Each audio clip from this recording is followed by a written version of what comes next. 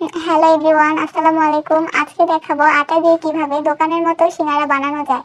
তাহলে দেরি না করে চলুন শুরু করা যাক। প্রথমে সিঙ্গারার পুর তৈরি করার জন্য চুলায় একটি ফ্রাই প্যান বসিয়ে পরিমাণ মতো তেল দিয়ে দিলাম। এবার দিয়ে দেবো পেঁয়াজ কুচি। পেঁয়াজ একটু ভেজে দিয়ে দেবো রসুন ও আদা বাটা।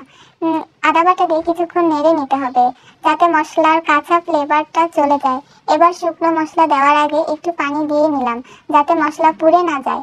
এবার হলুদ গুঁড়ো, মরিচ গুঁড়ো, ধনিয়া গুঁড়ো, লবণ স্বাদ মতো, গরম মশলা গুঁড়ো এবং মাংসের মশলা দিয়ে নেড়ে নেড়ে নিব। আমি এখানে মুরগির মাংস আলু দিয়ে সিঙ্গারা বানাবো।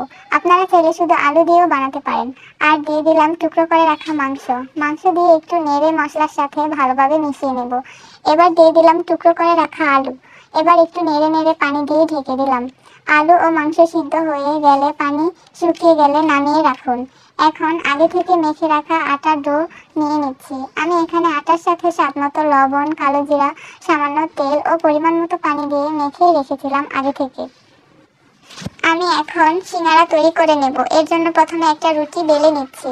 আর সিঙ্গারার রুটিতে একটুখানি লম্বাটে করে বেলে নিতে হবে এবং একটু মোটা করে বেলে নিতে হবে, একেবারে পাতলা করা যাবে না। এবার মাঝখান থেকে কেটে নিচ্ছি এবং একটা রুটি থেকে কিন্তু দুটো করে সিঙ্গারা হবে। এখন আমি সিঙ্গারার ভাঁজটা দিব। আমি আপনাদের দেখিয়ে দেবো কিভাবে সিঙ্গারার ভাঁজটা দিব। তো প্রথমেই আমি একটি স্টিক নিয়ে নিলাম এবং কোণের মতো তৈরি করে নিতে হবে। দেখতে পাচ্ছেন কিভাবে বানালাম। আর প্রথমেই আমি যেই পুরটা রান্না করেছিলাম সেখান থেকে কিছুটা পুর নিয়ে নিচ্ছি এবং পুরটা কোণের মধ্যে দিয়ে দিলাম। এখন আমি ভাঁজটা দিয়ে দেবো। কিভাবে দিচ্ছি দেখেন।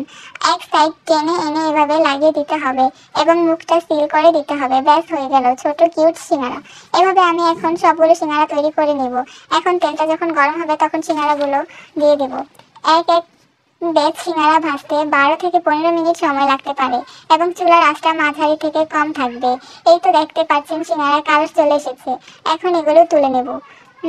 আর এরই মাঝে তৈরি হয়ে গেল আমার গুলুমুলু সিঙ্গারা। আশা করি আপনাদের কাছে আমার আজকের এই সিঙ্গারা বানানোর রেসিপিটা ভালো লেগেছে।